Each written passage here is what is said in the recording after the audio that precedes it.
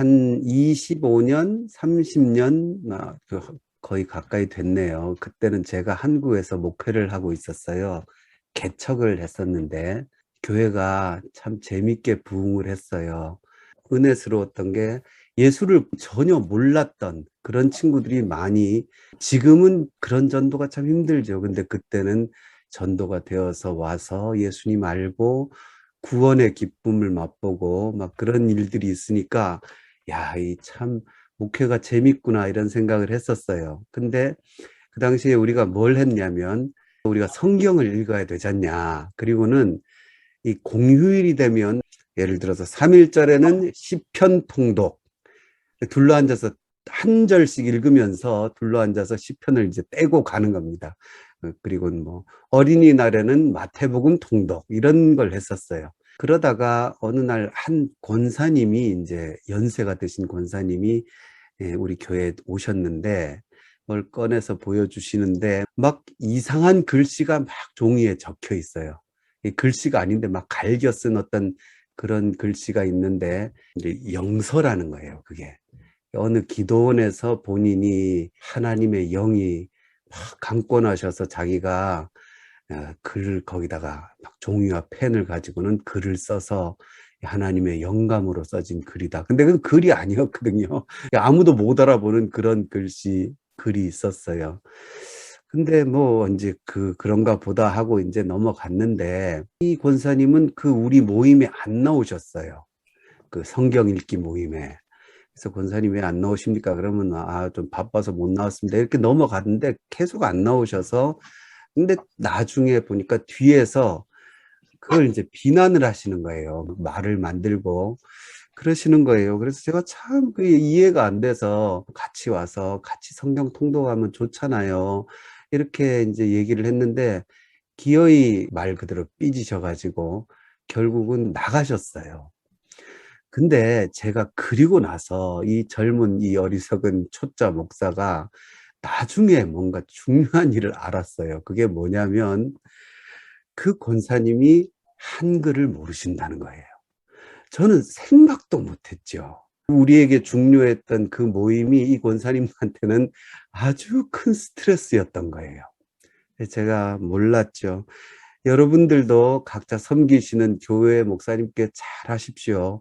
목사님을 이해하시려고 하세요. 왜냐하면 목회 현장에서는요, 목사가 다른 성도들에게, 저는 뭐 지금 30년 가까이 지난 뒤에 이제 하는 얘기지만 그 당시에는 아무한테도 그런 얘기를 또 못하죠. 그분 프라이버시니까. 그러니까 목사님들은 남들에게 얘기 못하는 이상한 상황을 참 많이 겪어요. 근데 왜 우리 목사님 또 인상 쓰냐 뭐 이렇게 하지 말고 이해하시는 쪽으로 많이 생각을 하세요. 좀 상상 못할 일들이 참 많아요. 근데 여하튼 제가 그걸 나중에 알고는 참, 그러면 제가 이 한글이 참 위대하거든요. 그리고 나서 나중에 그 뒤에 우리 교회는 그 외국인 근로자들, 그다음 노숙자들 이런 분들을 많이 섬겼어요. 외국인 근로자들이 그때 90년대니까 잘 없었어요. 지금은 한국에 많지만 거의 없던 초창기 외국인 근로자들이 우리 교회에 꽤 많이 나오셨어요. 근데 그 양반들을 제가 한글을 가르쳤거든요. 근데 한글을 가르쳤는데 정말 세종대왕이 위대하시다는 걸 제가 다시 절감했습니다. 1시간 가르쳤는데 글을 읽기 시작해요. 야, 정말 한글이 위대한 글이에요. 그걸 보면서 그때 권사님도 제가 혼자 몰래 가서 좀 글을 가르쳐 드렸으면 신앙에 더 큰 도움이 안 됐겠나. 참 아쉽다. 그런 생각을 했었습니다. 그리고 나서 나중에 보니까 우리 기도원 같은 데서, 지금은 잘 안 그러겠죠. 옛날에 그렇게 영서를 쓰시는 분들이 계셨다 그래요. 은혜 받는 중에 막 신이 강림하셔서 손에서 막 하늘의 글을 쓴다고 그렇게 하는 그런 게 있었다는데, 그게 사실은 알고 봤더니 우리나라 무속적인, 그게 이제 접목이 된 거예요. 무당들 같은 경우는 자기 그 처마에 신 그 펜을 이렇게 매달아 놓고는 접신하면 뛰어가가지고 밑에 종이에다가 막 그걸 부적처럼 써서 사용한다. 그런 거 이제 기록을 나중에 제가 봤습니다. 하나님께서 우리와 대화하실 때에 그런 글로 대화하시고 그런 말로 대화하실까? 이제 가을이 됐는데 여러분 우리 한국에 아주 훌륭한 시인이 계시죠. 돌아가셨지만 김현승 시인이시라고 가을에 기도 쓰신 분요. 가을에는 기도하게 하소서 그 시 있죠. 거기 보면 겸허한 모국어로 나를 채우소서. 그러니까 무슨 말을 제가 드리냐면 하나님께서는 우리와 대화하기를 원하시는데 우리가 하나님의 언어를 모르죠. 그러니까 하나님이 우리의 말로 우리의 글로 우리에게 대화를 시도하셨죠.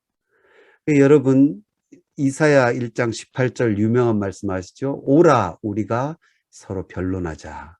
너희 죄가 주홍 같을지라도 눈과 같이 이어질 것이요 진홍같이 붉을지라도 양털같이 되리라. 유명한 말씀이죠. 근데 여기서 변론하자. 약하라는 이 히브리어가 영어 성경에 보면 어떤 성경에 디스커스라고 번역을 해요. 하나님과 우리가 토론을 하자는 거예요. 서로 깨놓고 얘기하자, 시비를 가리자 뭐 이런 뜻도 있는데 하나님께서 우리에게 자기의 뜻을 알리실 때에 자 여러분 우리 기독교의 가장 중요한 척도, 기반, 근본 그게 뭡니까? 성경이죠. 성경. 그 성경이 하늘의 언어로 되어 있습니까? 인간의 언어로 되어 있습니까? 인간의 글로 되어 있다는 거죠. 왜? 인간이 알아먹어야 되잖아요. 우리가 알아먹어야 되니까. 하나님이 우리와 대화하기를 원하시고 자기의 뜻을 알리시려고 할 때에 우리의 언어를 사용하셨죠. 그리고 출애굽기에 유일하게 하나님이 직접 쓰신 돌판의 십계명, 그 십계명이 있지만 그 외의 성경의 모든 말씀은 하나님이 직접 쓰셨습니까? 아니지요. 어떡합니까? 하나님이 택하신 저자들을 통해서 그들로 쓰게 하셨죠. 이게 참 더 기가 막힌 일입니다. 그래서 그 택함 받은 저자들이 이 신구약을 써서 지금 우리에게 하나님의 말씀을 주신 거고 그 말씀이 우리에게 완전 무결한 계시로 여러분 믿으시죠? 그리고 필요 충분한 계시입니다. 그래서 하나님께서 우리에게 뜻을 전하시려고 우리가 사용하는 글을 통해서 하늘에서 인간 있는 땅에게 지금 말씀하고 계신다. 그게 기독교의 가장 근본적인 메커니즘이라는 걸 기억을 하셔야 됩니다. 그래서 기독교는요, 말씀의 종교예요. 그리고 성경 한 책의 종교죠. 그리고 아무리 신기한 일이 있어도 성경이 말하지 않는 걸 말하면 하늘에서 불이, 요한계시록에 나오죠. 그들이 심지어 하늘에서 불이 내려오게 하는 기적을 행해도 성경과 어긋나는 건 그건 하나님의 뜻입니까? 아닙니까? 그건 아니라는 거죠.